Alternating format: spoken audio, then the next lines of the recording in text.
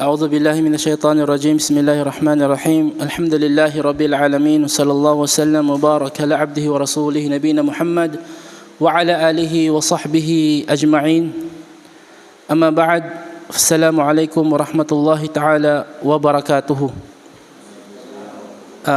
Ito na lang ang kuhan. I-Tagalog na lang na to. Alhamdulillah, unang-una, tayo ay magpapasalamat sa Allah subhanahu wa ta'ala sa ibinigay na pagkakataon na tayo ay makapag-aral muli dito sa ating masjid, sa ating center. At isa sa mga bagay na dapat pasalamatan ng isang alipin ay ang biyaya ng kaalaman. Sapagkat ang biyaya ng kaalaman ay walang katumbas na biyaya. Sapagkat ito yung unang-unang ibinigay ng Allah subhanahu wa ta'ala kay Propeta Muhammad sallallahu alaihi wasallam at unang-unang inutos sa kanya. Iqra bismi rabbikal ladzi khalaq, sinabi ng Allah kay Propeta sallallahu alaihi wasallam, magbasa ka sa pangalan ng iyong Panginoon na lumikha. So ngayon mga kapatid, ating bubuksan ang programa ng pag-review natin sa ating natutunan sa da'wah.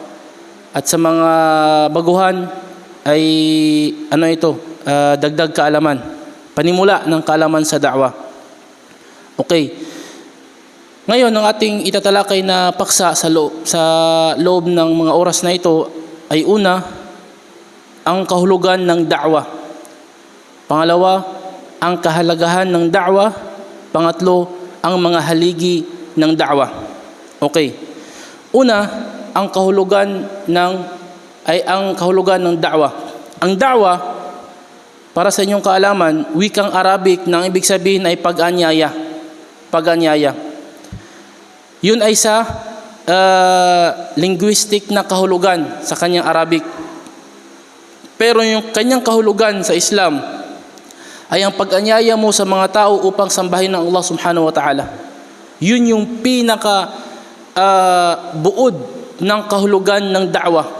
Yung aanyayahan mo yung mga tao para sambahin ang Allah subhanahu wa ta'ala. Ibig sabihin, ikaw na isang da'iya, gagawin mo yung mga tao na sumamba sa Allah. Yun yung pinaka mission mo. Yun yung kahulugan ng da'wah.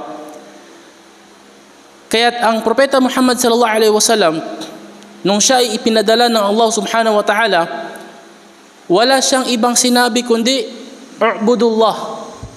Pati yung mga unang mga propeta, u'budullah alladhi la ilaha ghairuh. Sambahin ninyo ang Allah na kung saan ay walang ibang dapat sambahin maliban sa Kanya. Qul la ilaha illallah tuflihu. Sabihin nyo ang la ilaha illallah. Walang ibang karapat dapat sambahin maliban sa Allah, kayo ay magtatagumpay. So ibig sabihin, yung pinaka konsepto ng da'wah ay gagawin mo ang isang tao na sasamba sa Allah subhanahu wa ta'ala. Kaya nga sinabi ng mga ulama, papaano mangyari na yung taong nag-aanyaya sa mga tao na sambahin ng Allah na mismo siya ay hindi niya sinasambang Allah ng maayos? Allahu Akbar. Kaya matatalakay natin sa bukas inshallah or sa pangatlong araw yung kabilang sa katangian ng isang da'iya, katangian ng isang taong nagdada'wah. At kabilang doon na dapat siya ay palasamba sa Allah subhanahu wa ta'ala. Ibig sabihin, nagsasala siya ng 5 times a day, nagfa-fasting siya sa Ramadan, ng buong Ramadan, ginagawa niya yung mga obligadong gawin. At pati sa kanyang gawain, sa kanyang pag-uugali, ay nakikita doon yung pagsamba sa Allah subhanahu wa ta'ala. Hindi pwede yung nagdada'wa ka pero nakikinig ka ng music. Hindi pwede yung nagdada'wa ka pero nagsisinungaling ka. Hindi pwede yung nagdada'wa ka pero nagnanakaw ka. A'udhu billah. Kaya nga tinawag ang isang tao na da'iya, yung tao nagdada'wa, kasi siya yung nag-aakay sa mga tao sa paggawa ng kabutihan. So dapat mismo sa kanyang sarili ay pinakita niya na siya yung kauna-unahang gumagawa ng kabutihan. Yun yung pinakakahulugan ng da'wah. Gagawin mo yung mga tao na sambahin sila, na sambahin ng Allah. Gagawin mo yung mga tao na tu'abbidun nas, kung sa Arabic pa. tu'abbidun nas, gagawin mo yung mga tao na mga alipin ng Allah subhanahu wa ta'ala. May isang taong hindi nagsasala, kakausapin mo siya para magsala, da'wa yun. May isang babaeng hindi naghijab, kakausapin mo siya na siya ay maghijab, da'wa yun. Kasi ginagawa mo yung mga tao na maging masunuri na alipin ng Allah subhanahu wa ta'ala. Kaya nga, napaka lungkot sa isang sitwasyon ng isang da'iya na kung siya ay magdada'wa, ay ang nangyayari, nagdada'wa siya para sa kanyang sarili. A'udzubillah. Kumbaga, nawawala na yung tema o yung diwa ng da'wa na imbis para sa Allah subhanahu wa ta'ala, ang nangyari ay nagdada'wa siya para purihin siya ng mga tao.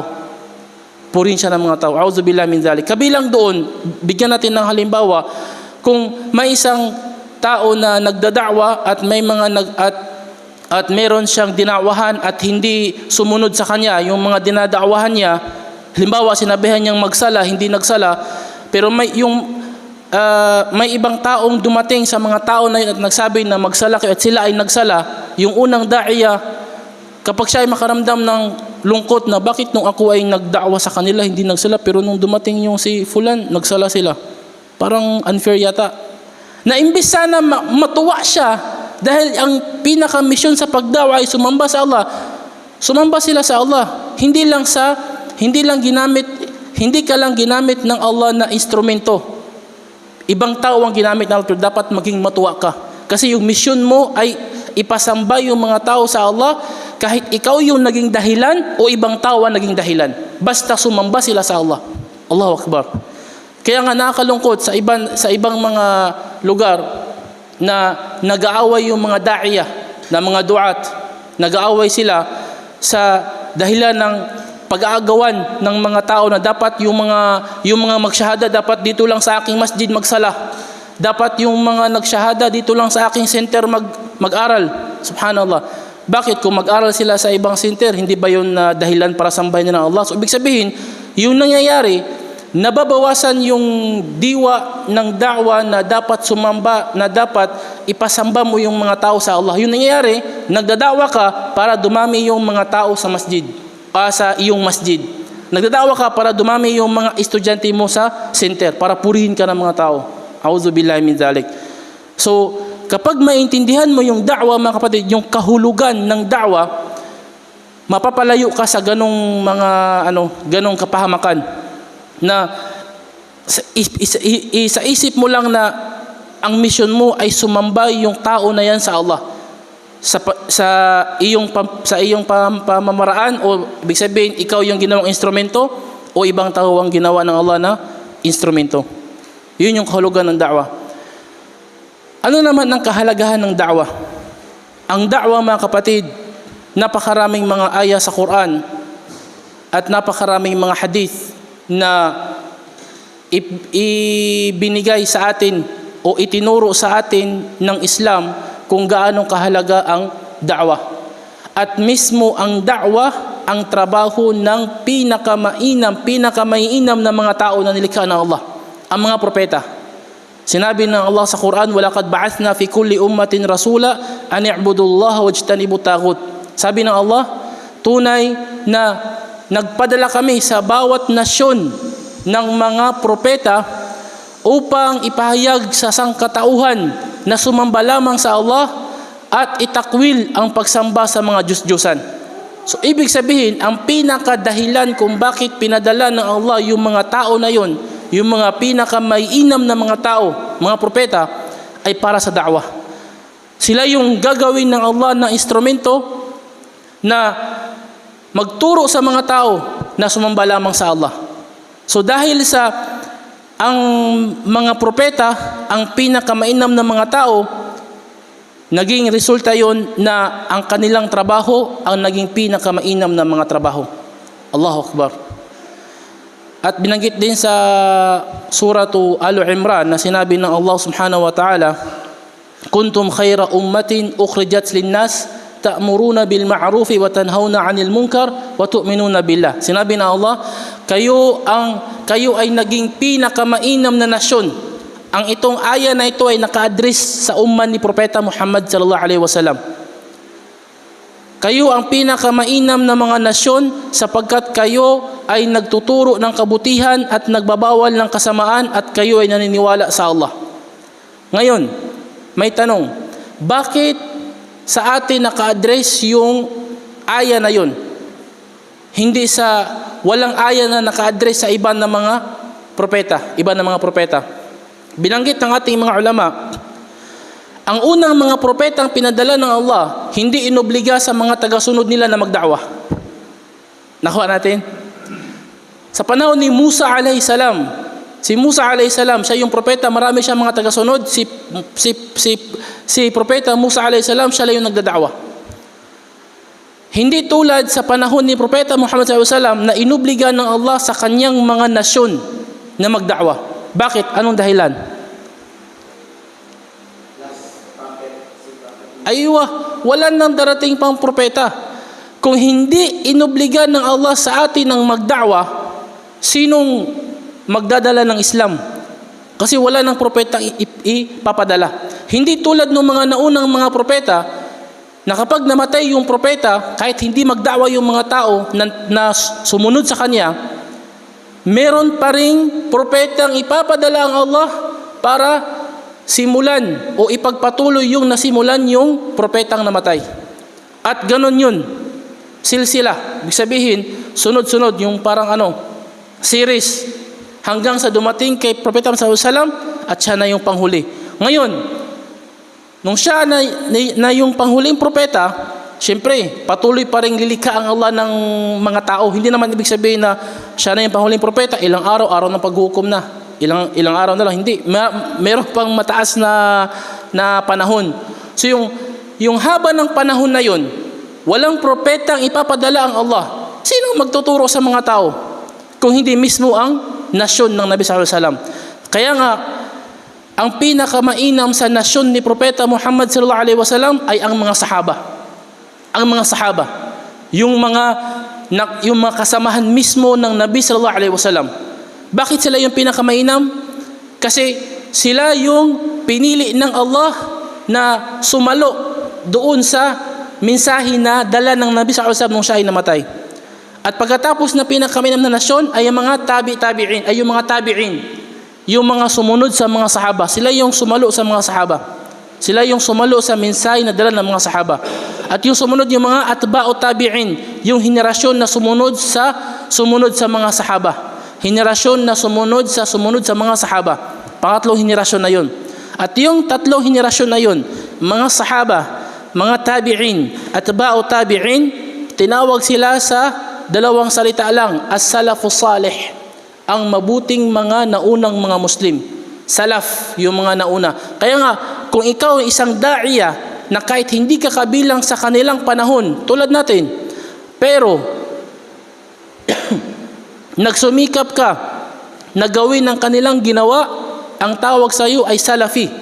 Ibig sabihin, sumunod ka sa tatlong henerasyon na yun. So, ibig sabihin, ang salitang salafi ay hindi siya sekta. Ang salitang salafi ay hindi grupo na bago, kundi ito yung pamamaraan ng mga sahaba, mga tabi'in at atba'u tabi'in. Kasi yung tatlong henerasyon na yun, tinawag sila na salaf. At kung sino mang tao na wala sa tatlong henerasyon na yun, yung sumunod na lang, pero ginawa pa rin nila yung gawain ng salaf, salafi ang tawag sa kanila. Salafi, mga Muslim na mga salafi, sumunod sila sa mga sahaba. At ang the best na gawain ng mga salaf, walang iba kundi ang da'wah. Allahu Akbar. Da'wah. Yun yung Kaya makikita natin, ang dahilan ng pagkalat ng Islam, kahit patay na ang Propeta Muhammad SAW, da'wah. Yun yung pinakadahilan. Hindi kakalat yung Islam na gamit, halimbawa, mayroong isang mayaman na tao at mayroong lugar doon sa kabilang bayan, gusto niyang maging Muslim lahat, bigyan niya ng pera lahat at walang da'wa. Kahit buong kayamanan niya ibigay niya, walang mag-Muslim sa kanila. Kailangan ng da'wa, kailangan merong pag-aanyaya. Merong pag-aanyaya. Hindi yung magpapakain ka lang sa mga tao, busog na kayo, okay na, uwi na kami. Hindi, walang nangyaring pag-aanyaya. walang da'wang nangyari. Kahit sabihin pa ng ibang, oo nga, yung ibang mga ulama nagsasabi na yung pananamit mo, da'wa na yan. Yung ugali mo, da'wa yan. Yes, pero hindi doon nagtatapos. Bakit? Kasi dapat haluan mo ng pag-aanyaya. Pag-aanyaya. Halika sa Islam. Halika sa Islam. Yun. Pag-aanyaya yun. Nagustuhan mo yung ugali namin kasi nagpapakain kami. Halika sa Islam. Marami ka pang makuwang marami ka pang matutunan na kabutihan. Yun yung da'wa. So, ibig sabihin, ang da'wa ay merong pag-aanyaya. Yun. Kaya kumalat ang Islam sa buong mundo dahil doon sa tinatawag na da'wa, pag-aanyaya. Kahit yung jihad. Yung jihad. Bakit isinabatas ng Islam ang jihad? Kasi may mga lugar na hindi sila tumatanggap ng paanyaya. Pero yung mga individual na nakatira sa lugar na yon ay tumatanggap ng paanyaya. Napipigilan sila ng kanilang gobyerno. Kuha natin yon. Sumisigaw sila. Gusto naming mag-Muslim. Kaso lang, pinipigilan kami ng gobyerno namin. Ganon. Kaya sa panahon ng Propeta Muhammad SAW, inuutusan niya ang mga sahaba niya, maghanda kayo, puntahan niyo yung lugar na yon. Kung sila ay lalaban, labanan niyo. Para lang mabuksan yung lugar nila sa da'wa. So ibig sabihin, yung pag-uutos ng Islam sa jihad, hindi dahil sa patayin yung mga tao, hindi. Para lang malinisan yung daanan ng da'wa. Daanan ng da'wa. Allahu Akbar.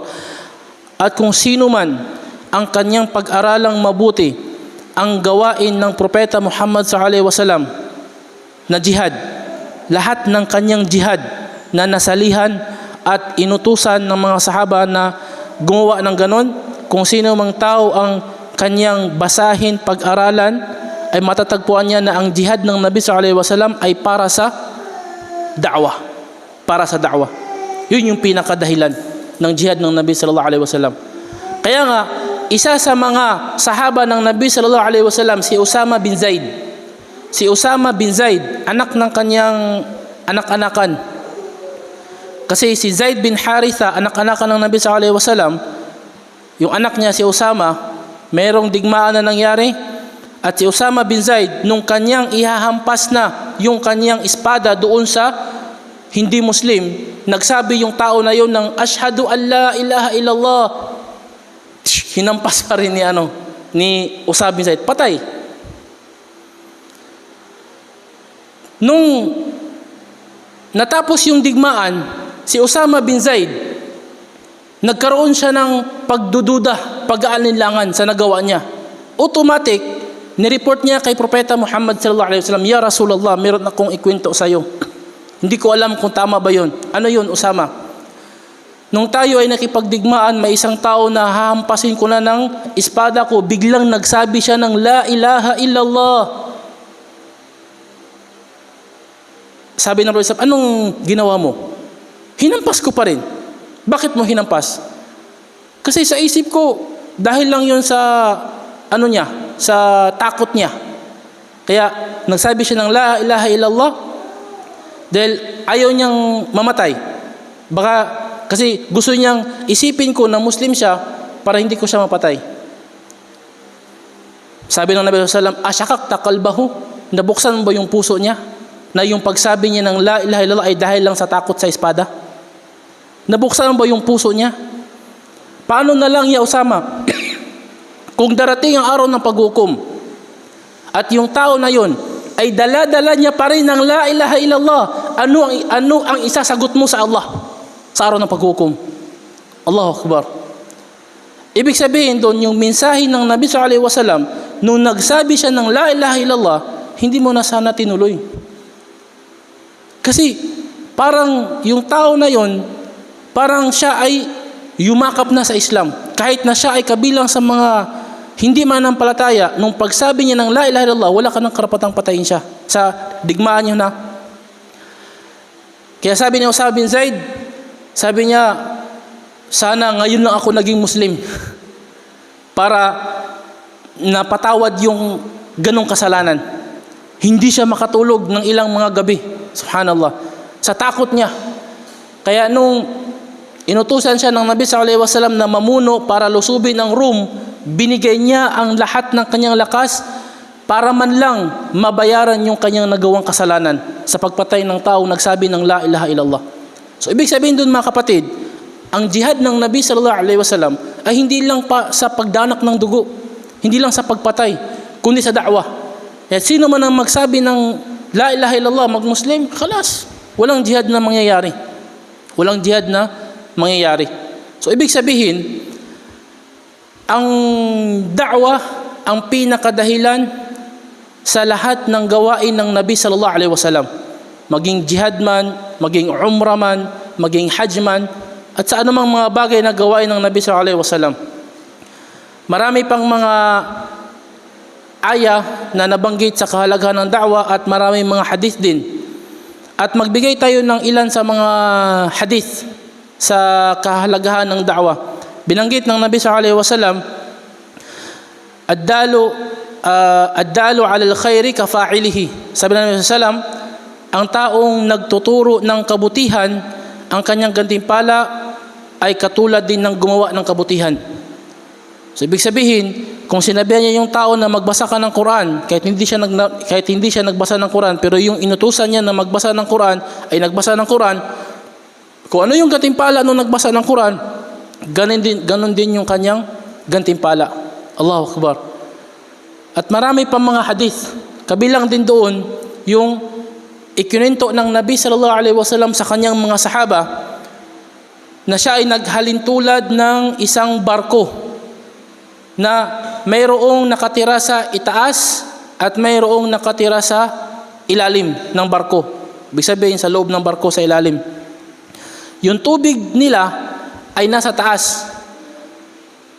Sa tuwing kailangan ng tubig yung nasa baba, pupunta sila sa taas para humingi ng tubig. At paulit-ulit yun. Hanggang sa nagkasundo yung nasa baba na bakit hindi na lang tayo magbutas na lang dito para diretso na lang tayo kuha ng tubig. Bubutasan na lang nila yung meron naman tubig sa ilalim nakalutang sila sa kasi sa taas kasi parang napapansin natin parang hindi na sila nagbibigay ng tubig, parang ayaw nilang magbigay na. Dito na lang tayo kuwab, butasan na lang natin. Paano na lang kung hindi yun pinigilan ng nasa taas, ano kaya mangyayari? Lahat sila mamamatay. Ganon lang din, tulad ng hadith ni Ummu Habiba na binanggit ng Nabi sallallahu alaihi wasallam na darating ang araw ng paghuhukom, darating ang panahon na malapit na ang araw ng paghuhukom na dadami ang taong gagawa ng kasalanan, masama. At may mga taong nakatira doon sa lugar nila na mga mabubuti, pero lahat sila paparusahan. Nagtanong ang asawa ng Nabi sallallahu alaihi wasallam si Ummu Habiba, "Ya Rasulullah, nuhlaku wa fina salihun?" Tayong bang lahat or kami bang lahat ay wawasakin na Allah kahit meron pa namang gumagawa ng kabutihan? Sabi ng Nabi sallallahu alaihi wasallam, "Na'am, idza kathura al-khabath." Kapag dumami ang paggawa ng kasamaan at walang amir bil ma'ruf, walang nahi 'anil munkar. Walang nagtuturo ng kabutihan at walang nagbabawal ng masama, damay-damay na. Ano yun sa Suratul Anfal? "Wattaqu fitnatan la tusibanna alladhina dhalamu minkum." Sa Anfal. "Wattaqu fitnatan la tusibanna alladhina dhalamu minkum khassa." Subhanallah. Sabi na Allah, katakutan nyo ang fitnah. Ang fitnah, yung kalat na kasalanan na hindi lang ang mga gumagawa ng masama ang bibigyan ng parusa, kundi lahat ng nakatira sa lugar na yun, kahit yung mga taong gumagawa ng kabutihan. Madadamay sila. Bakit? Kasi hindi nila yung mga mabubuting tao doon hindi nagturo ng kabutihan sa kapwa nila.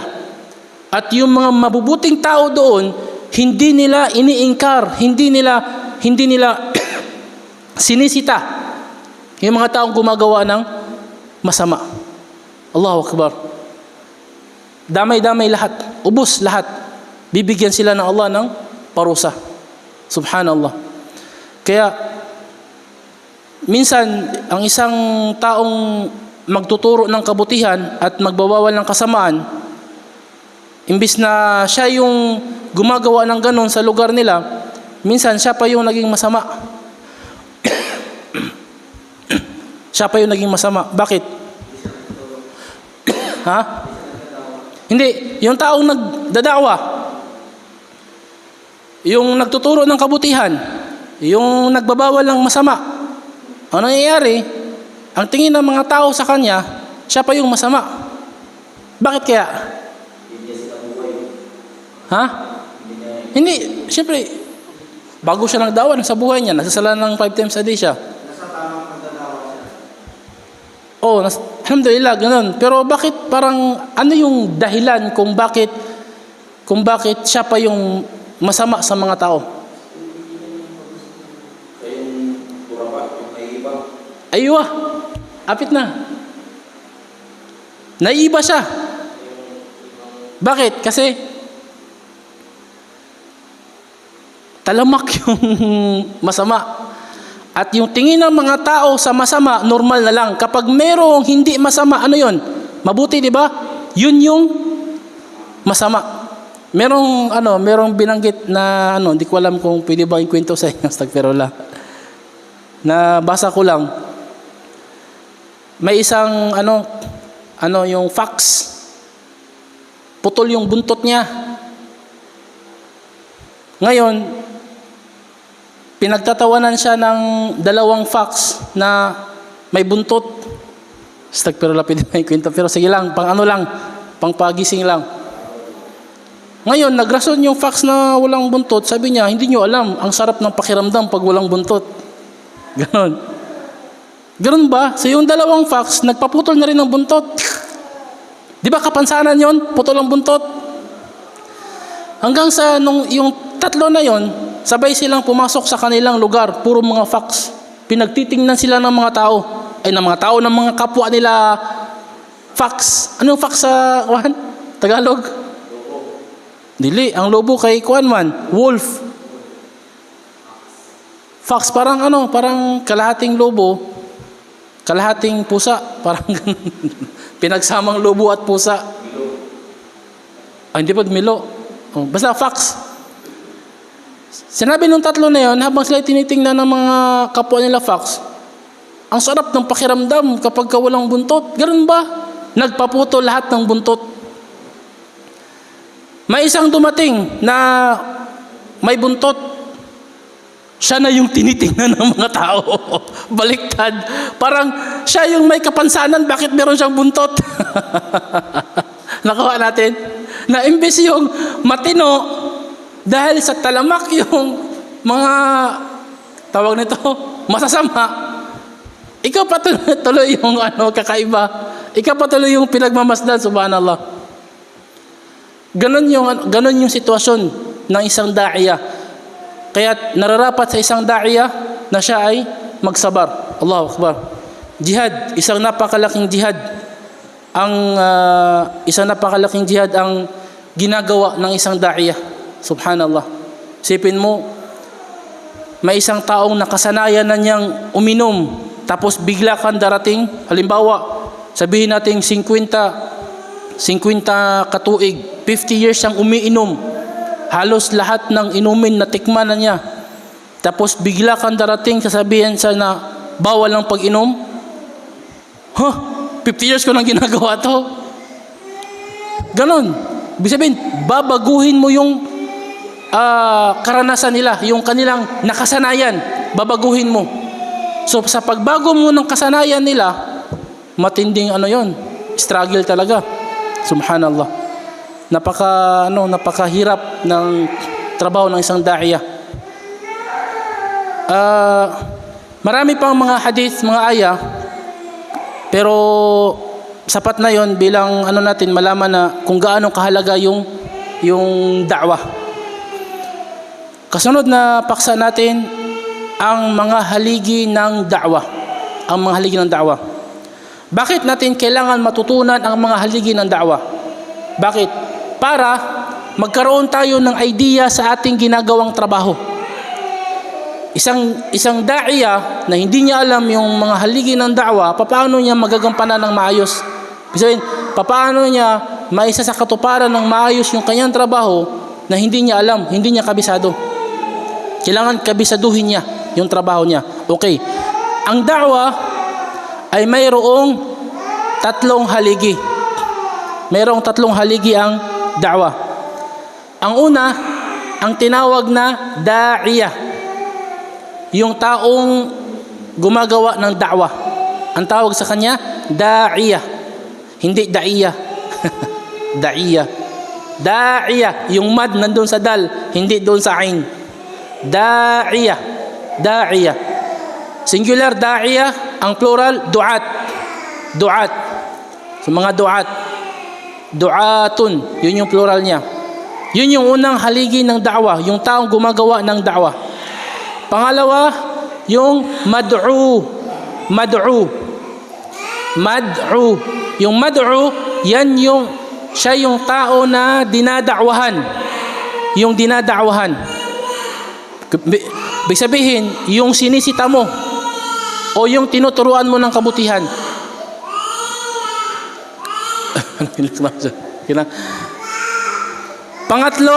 Pangatlong haligi ng da'wa ay ang mawdu'ud da'wa. Mawdu' ad-da'wa. Ibig sabihin, yung mensahe ng da'wa. Yung mensahe o yung topic ng da'wa. Mawdu'ud da'wa, topic ng da'wa. Ano yung mensahe na dala ng isang da'iya na gusto niyang maiparating doon sa mad'u, yung kanyang dinada'wahan? Siyempre, automatic, Islam yung tinutukoy doon. Ang Islam. Kasi kung magdada'wa ka para mabinta yung negosyo mo, ano yan? Ha? Merong nangyari, Allahu musta'an, nangyari.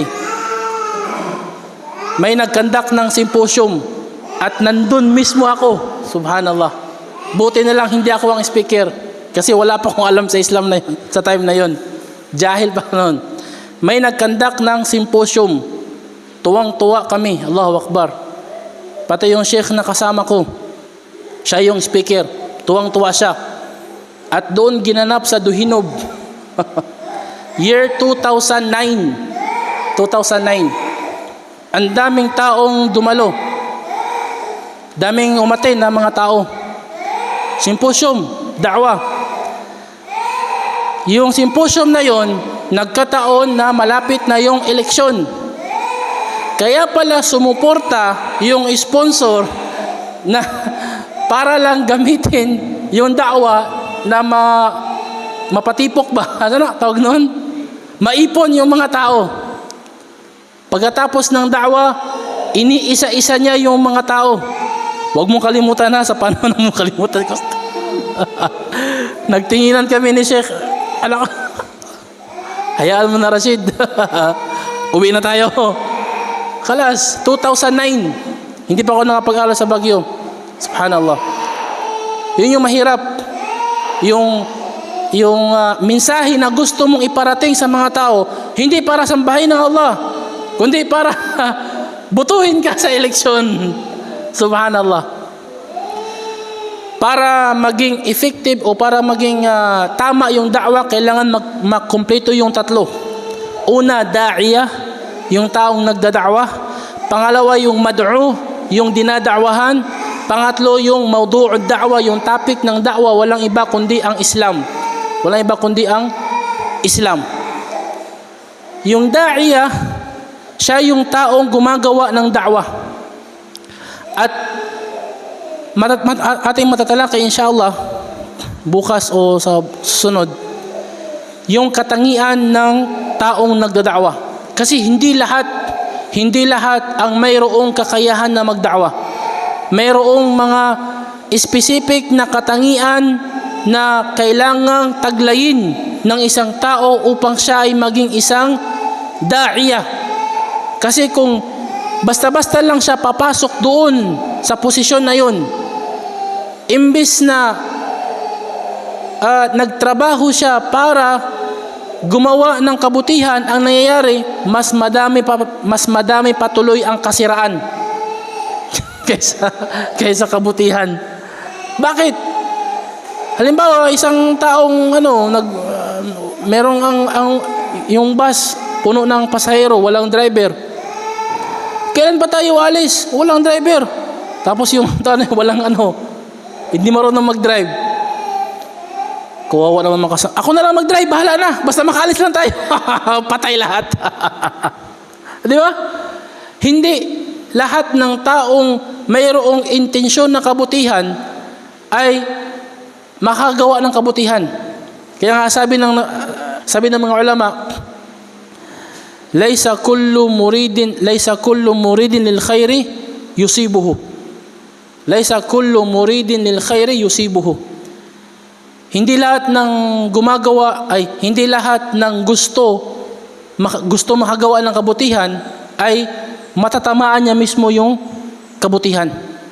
Di mo alam, mas malaki pa pala yung pinsala. Subhanallah.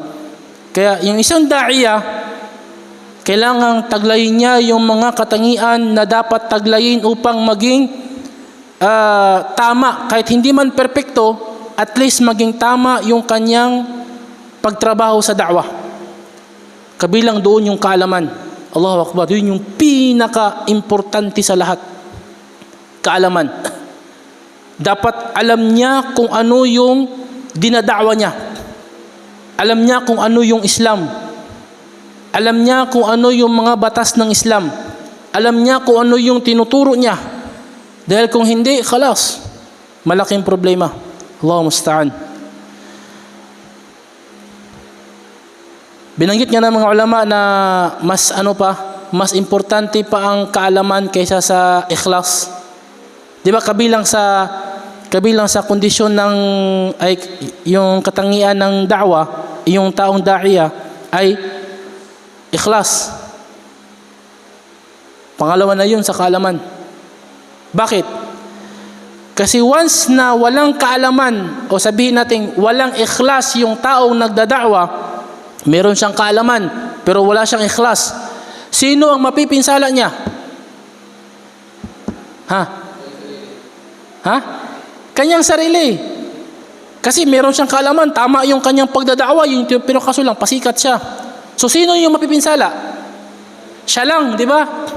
Siya lang, wala siyang reward at parusa pa yung kanyang makukuha. Pero halimbawa, ikhlas, umiiyak pa. Ikhlas na ikhlas talaga. Pero mali yung tinuturo niya. Kasi walang kaalaman, sino yung mapipinsala? Madaming mapipinsala, subhanallah. Kaya nga, top talaga yung kaalaman. At kasunod na dun yung ikhlas. Allahu Akbar. Ikhlas na ikhlas ka. Sa sobrang ikhlas mo, umitim na yung mo. Pati yung mata mo, umitim na dito. Sa sobrang ikhlas.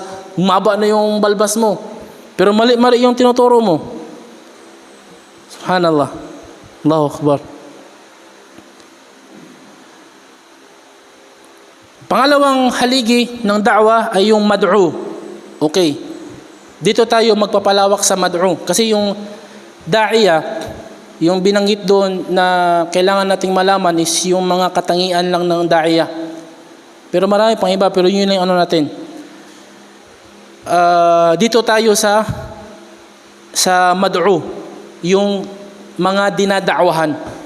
Binanggit ng ating mga ulama na ang mad'u, kung ipunin sila ay dalawang uri lang, Muslim tsaka hindi Muslim. Yun lang. Kung ipunin sila, dalawang uri lang, Muslim at tsaka hindi Muslim. Kuha natin. Okay. Ang Muslim,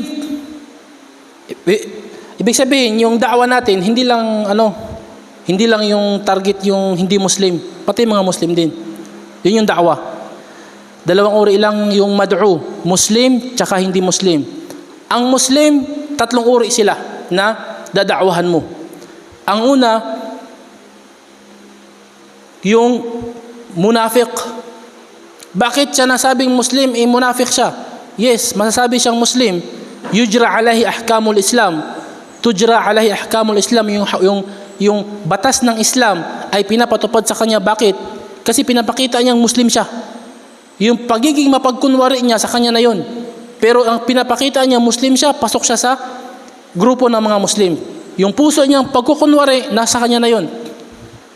Yun yung una, munafiq. Papaano mo siya bibigyan ng da'wah? Makukuha natin bukas, inshallah, yung paraan ng da'wah sa bawat uri ng mad'u. Nakuha natin. Hindi pwedeng isa lang yung paraan ng da'wah mo. Hindi. Yung da'wah mo ay nakadepende kung anong uri na mad'u yung dada'wahan mo. So nasabi natin na yung dada'wahan mo, yung mad'u, ilang uri sila sa kabuuan? 2 lang. Muslim at saka hindi Muslim. Okay, doon tayo una sa Muslim. 3 sila. Una, munafiq. Munafiq. Paano mo siya dada'wahan? Yun yung una. Kasi mapagkunwari siya. Lulukuhin ka niya palagi. Pag nag-uusap kayo, nakapagbasa na ako ng Quran kahit wala. Nagsalala ako kahit wala.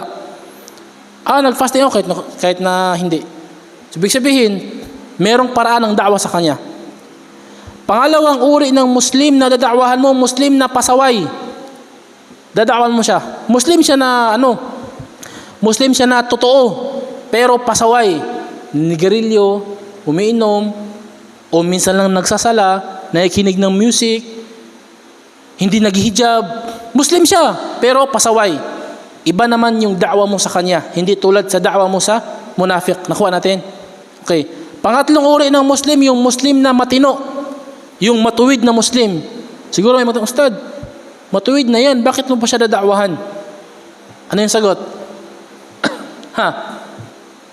Yun yung pangatlong uri ng mad'u, yung dada'wahan mo, yung matino na Muslim, nagsasala. Bakit pa siya dada'wahan? Matino na siya.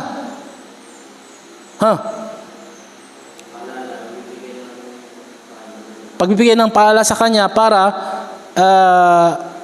tumatag siya. Pwede, pero meron pang isang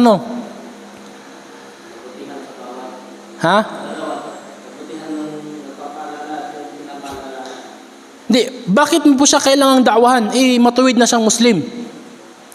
Di ba?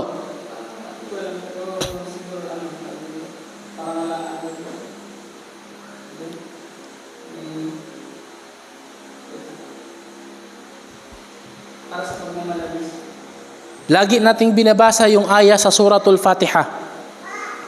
Suratul Fatiha, isang aya doon na bakit pa natin dinudua yun? Ano na tayo? Ano yun? Ihdinas siratal mustaqim. Ya Allah, gabayan mo kami sa matuwid na landas. Di ba nasa matuwid na landas na tayo? Naam. Totoo yun. Bakit? Kasi yung hidayah, yung gabay ay 2 uri. Una, gabay ng pagpasok mo sa Islam. Pangalawa, yung gabay sa paggawa mo ng kabutihan. So, ibig sabihin, yung taong dinada'wahan mo na kahit siya ay matino na, tinuturuan mo siya ng mga kabutihan na hindi pa niya nalalaman. Nakuha natin yun? Anong halimbawa? Halimbawa, si Dodong. Ayan, si Dodong. Matino siya, hindi. Siyempre, matino. Alhamdulillah. Bakit pa siya tuturuan ni Tutoy magbasa ng Quran ni matino na naman si Dodong? Anong sagot? Yun din yung sagot ko. Kasi hindi niya alam paano magbasa ng Quran. Kaya tuturuan ko siya. Da'wa yun. Kuha natin. Si Saleh, matino naman siyang Muslim. Bakit kailangan pa siyang makinig sa klase? Kasi merong bagay na hindi niya alam. Ano yun? Yung da'wa. At ituturo mo sa kanya, dagdag kabutihan sa kanya. Ibig sabihin, yung taong mabuting Muslim, iaangat mo pa siya sa mataas na level. Yun yung trabaho ng isang da'iyah. Hindi ibig sabihin na, matino na yan, hindi na kailangan ng da'wa yan. Hindi. O di kaya ikaw, matino na ako, hindi ko na kailangan makinig ng lecture. Subhanallah. Malay mo, baka mayroong kang marinig doon na kaalaman na kung gagawin mo, madadagdagan pa yung kabutihan mo bilang isang matinong Muslim. Ihdina siratal mustaqim, ya Allah, gabayan mo kami sa matuwid na landas. Sinabi ng ating mga ulama sa tafsir, ang ma'na doon, ya Allah, sabbitna ala siratil mustaqim, patatagin mo kami sa matuwid na landas, kasi maraming mga tao na Muslim ngayon, bukas hindi na, di ba? Pangalawa, ya Allah, dagdagan mo pa kami ng mga gabay na hindi namin nalalaman. Ya Allah, turuan mo pa kami sa Islam. Yun ang ibig sabihin doon, ihdina siratal mustaqim. Dalawa, una, patatagin ka ng Allah sa matuwid na landas. Pangalawa, dadagdagan pa ng Allah ang iyong gabay. Tuturuan ka pa ng Allah paano ka magsala, paano ka magfasting. Hindi lahat na nagsasala ng 5 times a day alam niya ang salatul duha. Salatul duha. Abdul Karim. Salatul duha. Si Kwan. Totoy. Umaga, pagtaas ng araw, mga alas 10, alas 9 hanggang alas 11, magsala ka ng 2 rak'a na sunna, ang tawag doon salatul duha. Binanggit ng Nabi SAW, sino man ang magsala noon ng 2 rak'a ng kafata, bisabihin, poproteksyonan siya ng Allah sa buong araw. Kapag nagsala siya ng 2 rak'a. At nabanggit din sa ibang hadith, kafaratul lidzunub, patatawarin ang kanyang mga kasalanan. Kapag nagsala siya ng 2 rak'a na salatul duha, 2 rak'a lang ang intensyon niya. Magsala siya alas 9 ng umaga, o di kaya alas 10, o di kaya alas 11, basta wag lang paabuti ng zuhur. So ganon. So may mga taong matitino na mga Muslim, hindi nila alam yung bagay na yon, ikaw na may alam, da'wahan mo sila para malaman nila at madagdagan yung kanilang kabutihan. Yun yung pangatlong uri ng Muslim na dada'wahan. 3 uri. Una, munafiq, mapagkunwari. Pangalawa, pasaway na Muslim. Pangatlo, matino na Muslim. Sa tingin nyo, magkakapareha ba yung paraan ng da'wa sa kanila? Hindi. Iba yung da'wa sa kanila. Okay, pasok na tayo doon sa hindi Muslim. Binanggit ng ating mga ulama ng hindi Muslim, meron silang hindi pagkakaintindihan kung ilan, pero magbabanggit tayo ng 3 uri ng mga hindi Muslim. 3 uri ng mga hindi Muslim. Una, ang tinawag na Ahlul Kitab. Ano yung Ahlul Kitab? Sino yun sila? People of the Book, angkan ng kasulatan. Mga Hudyo at Kristiyano. Yung 2 relihiyon na yon, tinawag sila ng Allah sa Quran na Ahlul Kitab, People of the Book, mga angkan ng kasulatan, angkan ng libro. Bakit sila tinawag ng Allah na angkan ng kasulatan? Dahil merong librong dumating sa kanila. Sa mga Hudyo, ano yon? Taura. Sa mga Kristiyano, Bible, Injil. Hindi Bible. Bible gawa ni ni Pablo yan. Kalokohan yan. Injil, yung ebanghelyo ni Jesus. So tinawag sila ng angkan ng kasulatan. Yung da'wa mo sa kanila ay iba din yung angkan ng kasulatan. Kaya nga, nung pinadala ni Propeta Muhammad sallallahu alaihi wasallam si Mu'adh bin Jabal sa Yemen. Ang layo ng Madina papuntang Yemen ay nasa mga 1 month yung lalakbayin dati. Pero ngayon 1 oras lang eroplano, nasa Yemen ka na. Nung pinadala ni Propeta Muhammad sallallahu alaihi wasallam si Mu'adh bin Jabal puntang Yemen para magda'wa, sinabihan siya, "Ya Mu'adh, innaka ta'ti qauman min ahlil kitab." O Mu'adh, ikaw ay pupunta sa mga tao upang magda'wa na sila ay ahlul kitab. Sila ay mga people of the book, Hudyo at mga Kristiyano. Falyakun awwala ma tad'uhum ilayh shahadat an la ilaha illallah wa anni rasulullah. Kaya't ang unang-una mong idada'wa sa kanila ay sabihin nila ang la ilaha illallah at paniwalaan nila na ako ay sugo ng Allah. Yun, people of the book. Yun yung da'wa ng Nabi sallallahu alaihi wasallam sa kanila. Pero ating babanggitin din kung ano yung paraan ng da'wa sa kanila. Pangalawang uri ng mga hindi Muslim ay ang tinatawag na wasaniyun. Wasaniyun, yung mga pagano. Anong relihiyon anong ibig sabihin ng pagano?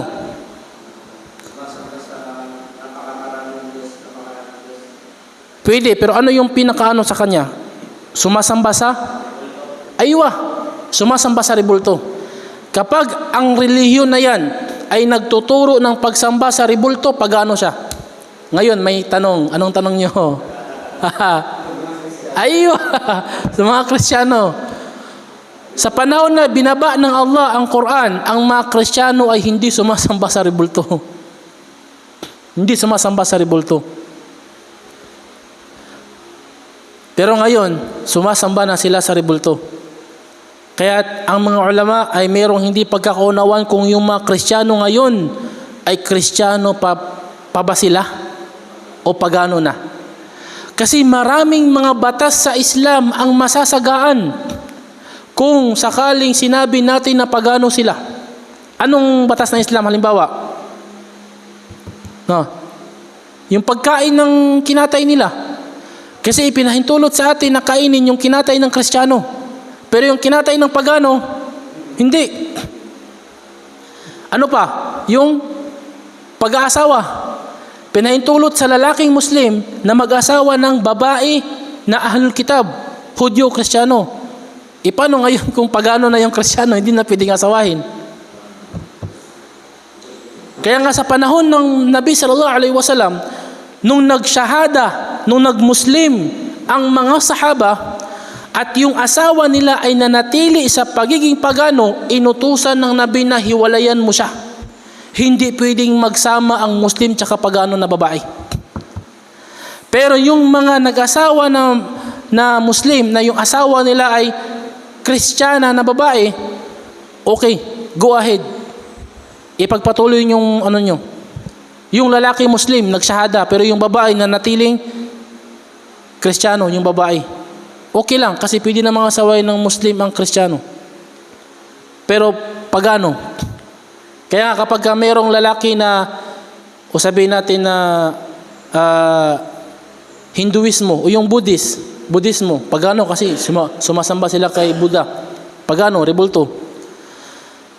Isang lalaking Buddhist nag-Muslim, ang asawa niya ay nanatili sa pagiging Buddhist. Anong obligadong gawin? Wala yan. Automatic. Pero, bibigyan pa sila ng 3 regla bago total hiwalayan. Nung nag-Muslim na yung lalaki, ay obligadong hindi niya sisipingan yung babae. Pero mag-asawa pa rin sila sa loob lamang ng 3 regla ng babae. Pero hindi sila pwedeng magsama sa loob ng 3 regla na yon. Hindi magsama, hindi sila pwedeng magsiping kahit magsama sa loob ng bahay. Sa time na nagsyahada yung, halimbawa ngayon, asar, alas 5. Sa time na ito, nagsyahada yung lalaki. Mamayang gabi, hindi na siya pwedeng sumiping sa asawa niya na pagano. Pero pwede pa silang magsama sa loob ng 3 regla. Bakit? Para madakwahan niya yung babae. Kanyang madakwahan. Kapag hindi pa rin nag-Muslim, obligado na umalis na siya sa bahay na yon. Iwanan niya na yon. Yung asawa niya. Pero kung Kristiyana yung babae, mag-asawa pa rin sila. Hindi sila maghiwalay at hindi sila ipaghiwalay ng Islam. Except lang kung ang babae mismo ang nagsyahada at yung lalaki ang nanatiling kafir. Halimbawa, may mag-asawa, si sister nagsyahada, yung husband niya hindi pa nagsyahada. Kung ano yung hatol natin doon sa lalaki nagsyahada na may asawang pagano, the same doon sa babaeng nagsyahada na yung asawa niya, yung husband niya, Kristiyano o pagano. Pareho lang. So, ibig sabihin, kung may isang sister nagsyahada at yung husband niya ay hindi nag-Muslim, ano yung hatol natin doon? Ha? Hindi siya pwedeng magpasiping sa oras na nagsyahada siya, ora mismo. Pero pwede pa silang mag-ipon sa loob ng bahay. Hanggang kailan yon? 3 regla. Kapag hindi pa rin nagsyahada yung lalaki, natapos na yung 3 regla ni sister. Anong obligado? Maasalama na. Aalis na yung sister? Maasalama, goodbye. Alis na siya. At pwede na siyang asaway ng ibang lalaki. Yun yung batas sa Islam. Ngayon, ikaw na nagdada'wa, may sister na nagsyahada, pwede mo bang sabihin sa kanya yon? Bakit?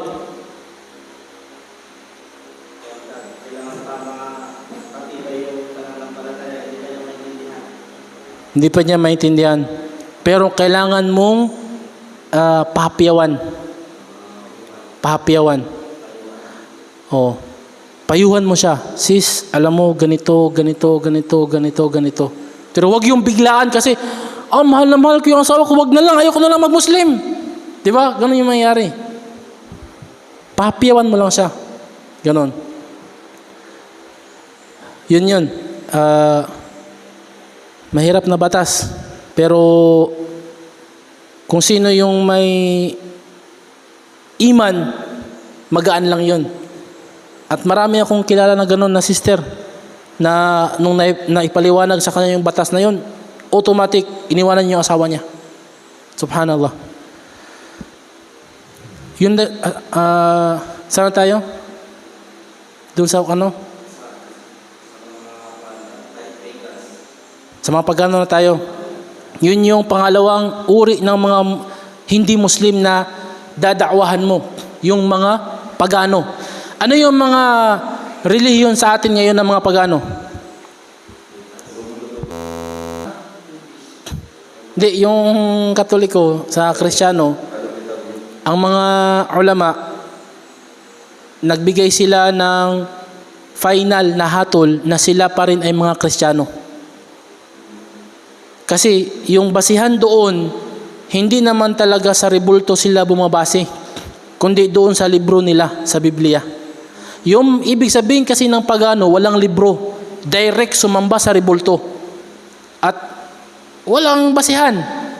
Sila ng mga Kristiyano, kumbaga, Muslim sila na pasaway. Kung sa Muslim, papasaway na Muslim. May mga anting-anting. Ganon.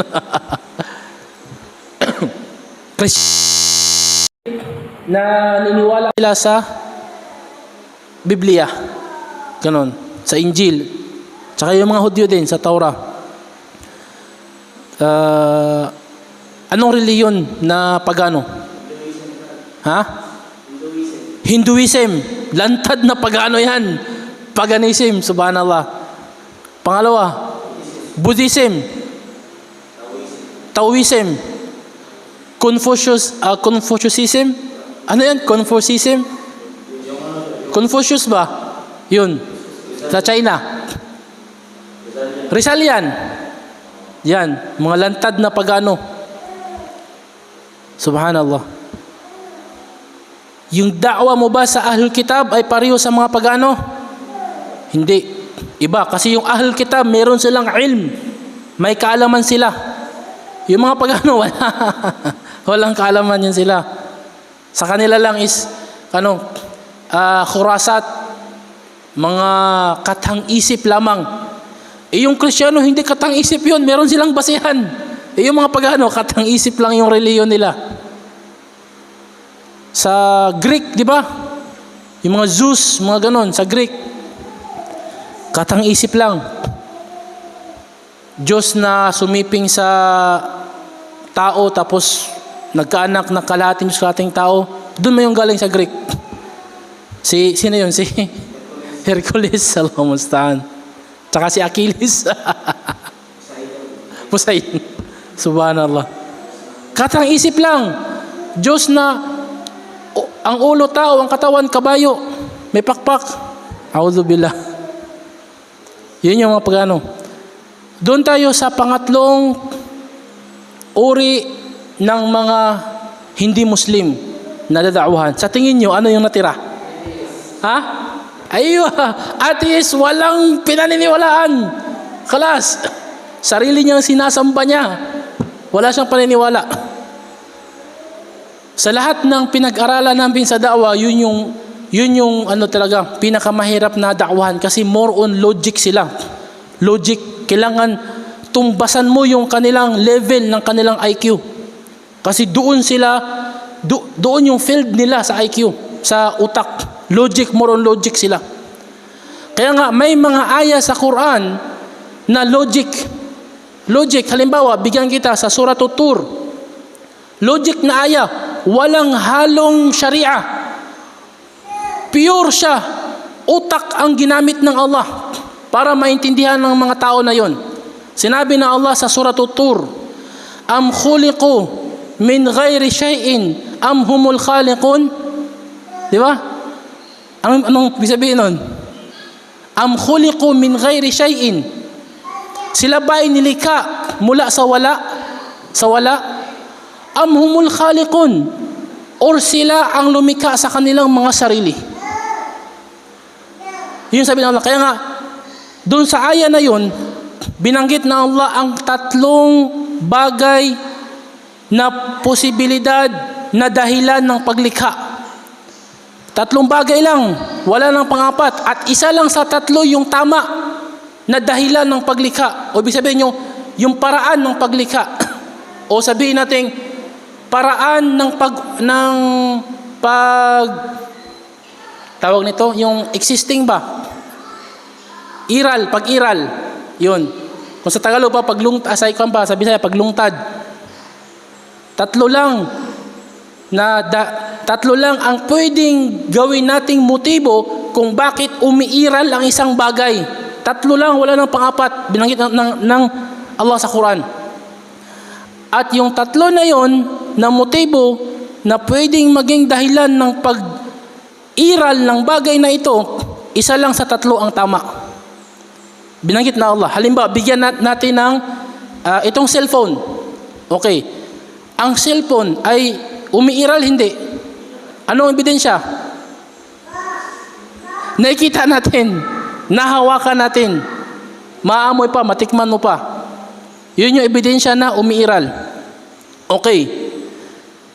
Sabi natin, tatlong motibo lang ang naging dahilan kung bakit ang cellphone umiiral. Una, walang lumikha sa kanya. Bigla na lang nag-pop up. Pum! Cellphone na, nandyan na. Tanungin mo yung mga atheist, maniniwala ba sila sa ganon? Oh, imposibleng biglang gumanon. Or, ito yung am khalaqu anfusahum am khuliqu min ghayrin am humul khaliqun. Na'am.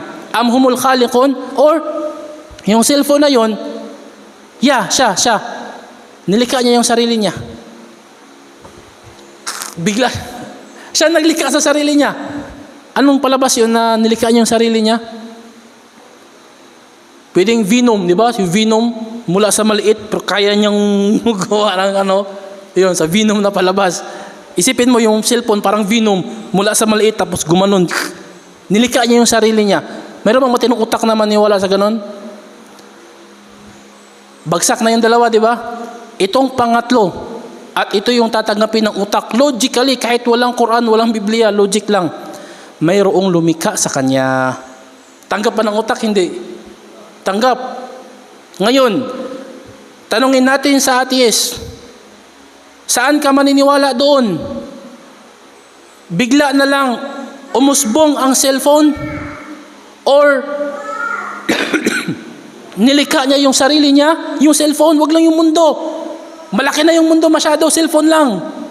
Or may lumikha sa cellphone, saan ka?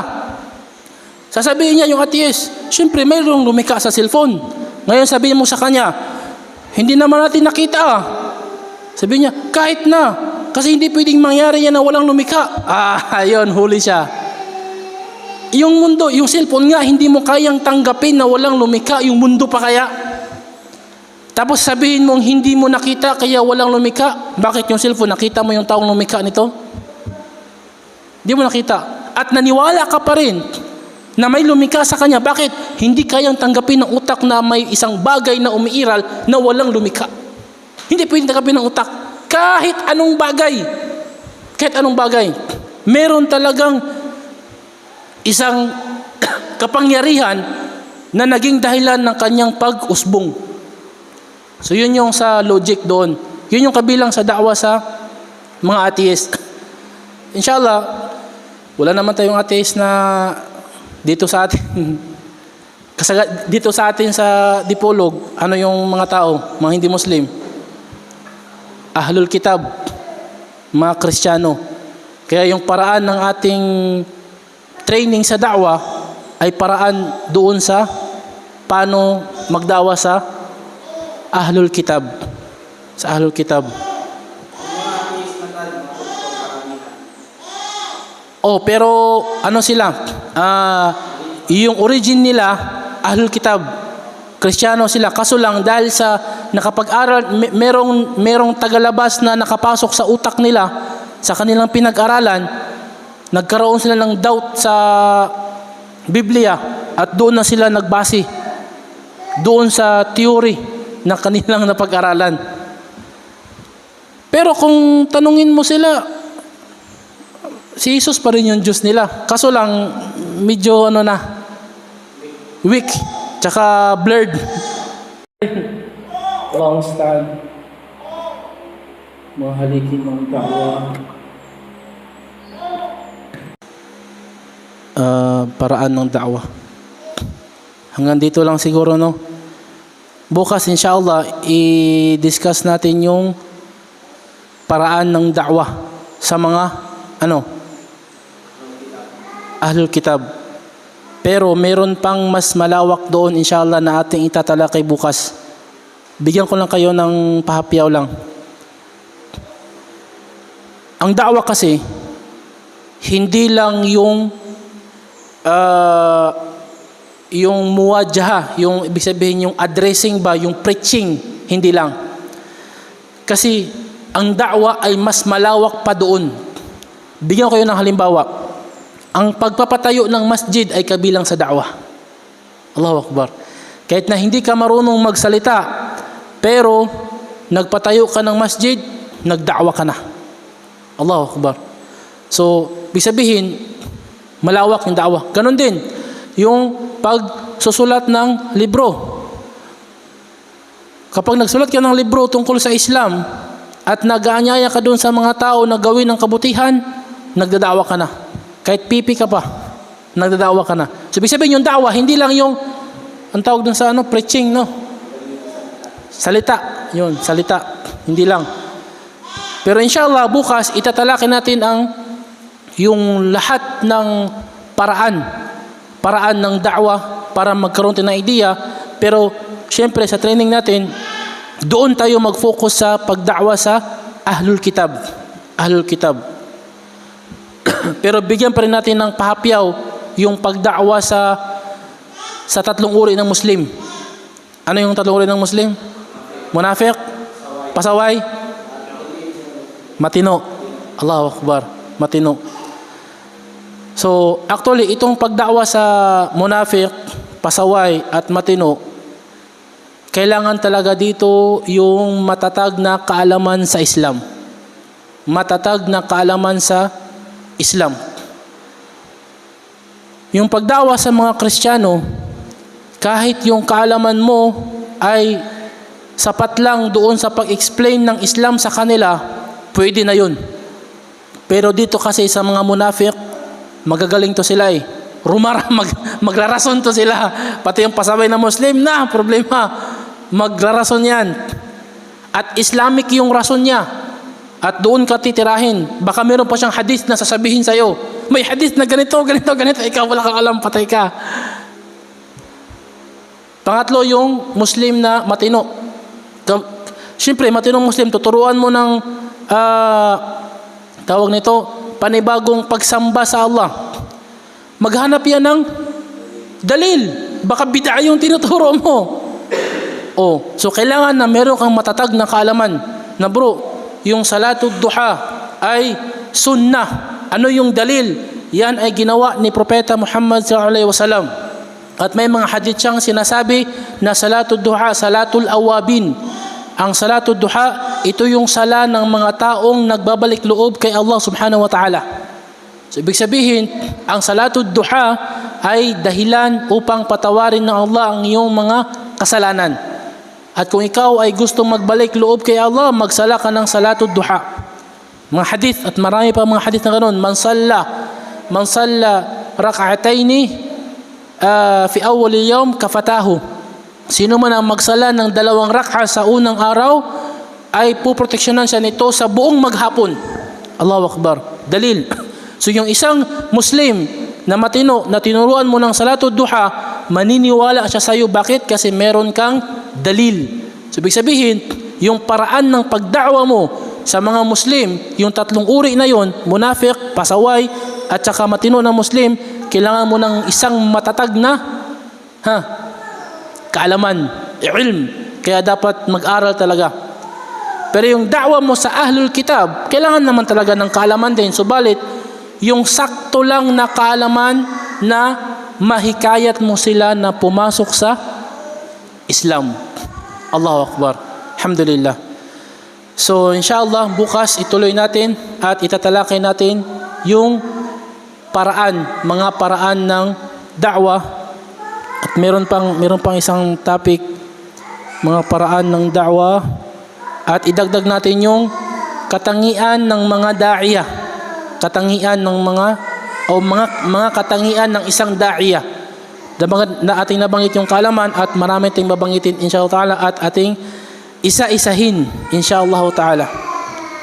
So hanggang dito na lamang. Subhanakallah wa bihamdik. Ashhadu an la ilaha illa ant. Wa astaghfiruka wa atubu ilaik. Wa akhiru da'wana. Alhamdulillah Rabbil Alamin. Assalamu alaikum warahmatullahi wabarakatuh.